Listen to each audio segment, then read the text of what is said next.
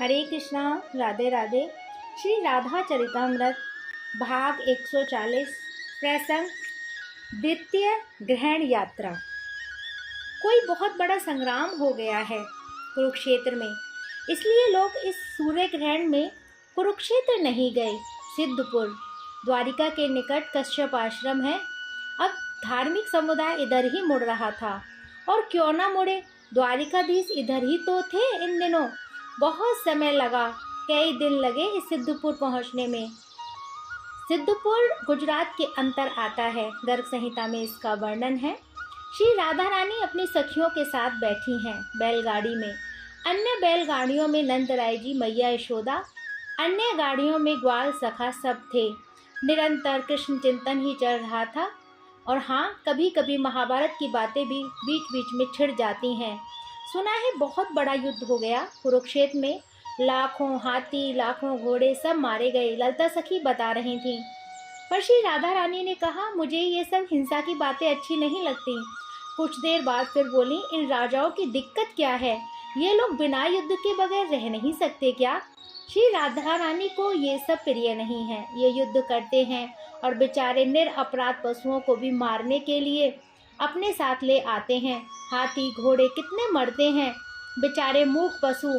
करुणामयी श्री राधिका का हृदय भर आता है यह सब सुनकर। आज 7 दिन हो गए हैं चलते चलते, पर आज पहुंच ही जाएंगे बस। अब कुछ ही समय बाकी है। गाड़ी बान ने कहा। ग्वाल बाल प्रसन्नता से झूम उठे थे। बस कुछ ही देर में सिद्धपुर पहुंच गए थे सब ग्वाल बाल। बाबा, बहुत भीड़ है यहाँ तो, कैसे स्नान करेंगे? मनसुख ने जब व्यवस्था देखी तो वो घबरा गया था। लाखों की भीड़ थी सूर्य ग्रहण में। कुरुक्षेत्र जाने वाले समस्त तीर्थयात्री इस बार सिद्धपुर की ओर मुड़ चुके थे। नंद बाबा के पास मनसुख गया। बाबा, कैसे स्नान होगा? और यहाँ तो कुरुक्षेत्र की तरह खुली जगह भी नहीं है जहाँ हम लोग अपना शिविर लगा सकें। मधुमंगल और तोप आगे आए, और द्वारिका का शिविर कहाँ लगा है? मधुमंगल द्वारिका पास में ही है, उन्हें शिविर लगाने की जरूरत नहीं है। मनसुख ने समझाया। तो क्या कन्हैया नहीं आएगा यहाँ? मैया यशोदा बिलख उठी थी। अजी, अगर कन्हैया ही नहीं आएगा तो हम ही इतनी कष्ट प्रद यात्रा करके क्या आए? सखियां भी बोल उठी। अच्छा, सब शांत रहो, पहले हम लोग स्नान तो कर लें। ग्रहण का समय भी अब होने जा रहा है। पर कहा, बाबा भीड़ देख रहे हो? मनसुख ने कहा। नंद बाबा ने इधर उधर देखा, फिर बोले, कितने ग्वाल बाल हैं हम सब? होंगे करीब 50। मनसुख ने कहा। फिर एक काम करो, लाठी निकालो और कुरुक्षेत्र की तरह एक घाट को घेर लो। फिर उस घाट में महिलाओं को स्नान करवाते हैं। नंदराय जी ने सबको आज्ञा दी। ग्वाल बाल बलिष्ठ हैं, उनकी लाठी भी किसी शस्त्र से कम तो नहीं। कुरुक्षेत्र की तरह ही एक घाट को घेर लिया। घाट को देखते ही देखते खाली भी करवा लिया, और मनसुख को भेजकर श्री यशोदा जी, श्री राधा रानी, उनकी समस्त सखियां इनको घेर कर ग्वाल बाल ले आए थे। सब लोग देखते ही रह गए, ये कौन है? क्या कहीं की महारानी है? जन सैलाब श्री राधा रानी को देखकर पूछ रहा था। श्री राधा रानी ने स्नान करना प्रारंभ किया। मैया यशोदा, अन्याय समस्त सखियों ने स्नान किया।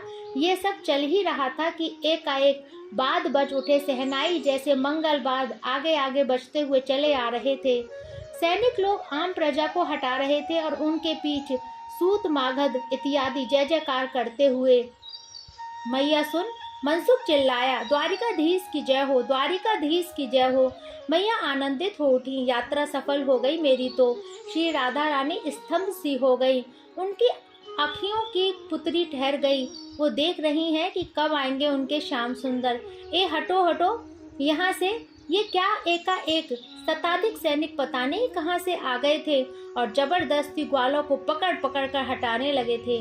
पर ग्वाले कम शक्तिशाली नहीं थे। उनकी लाठियां किसी विशेष शस्त्र से कम नहीं थीं, और लाठी चलाना ये एक कला थी, और इस कला में ये सब पारंगत थे। तलवार धनुष लाठी के नाचते ही वे दूर जा गिरे थे। हटो यहाँ से, हमारे महाराज आ रहे हैं। अब सैनिकों को बताना ही पड़ा। क्या तुम्हारे महाराज को इतना विवेक भी नहीं है कि महिलाएं इस घाट पर स्नान कर रही हैं? इसके बाद भी आप लोग मान नहीं रहे ये बात? आगे बढ़कर मधुमंगल ने बोली थी यह बात, पर तब तक द्वारिकाधीश पधार गए। मनसुख ने देखा कन्हैया, वो आनंदित हो उठा। द्वारिकाधीश ने देखा मनसुख अपने हृदय से लगा लिया। बाबा नंद बाबा के चरण छुए। बाबा बहुत देर तक हृदय से लगाए रखे। यशोदा मैया स्नान कर रही थी। जैसे ही मैया को देखा कृष्ण तो उसी राजसी वस्त्र सहित ही जल में कूद गए और मैया के गले से लग गए। तो अभी भी वैसा ही है। मैया ने खूब चूमा अपने लाल को। पर ये क्या, अष्ट सखियां चारों ओर से जल की वर्षा करने लगी थीं और मध्य में कृष्ण सामने देखा तो अपनी हृदयेश्वरी श्री राधा रानी हृदय भराया अश्रु प्रभा दोनों के चल पड़े और फिर दोनों सनातन प्रेमी एक दूसरे के बाहों में आबद्ध हो गए। आज का इतना ही प्रसंग, कल इससे आगे का। जब तक के लिए हरे कृष्णा, राधे राधे।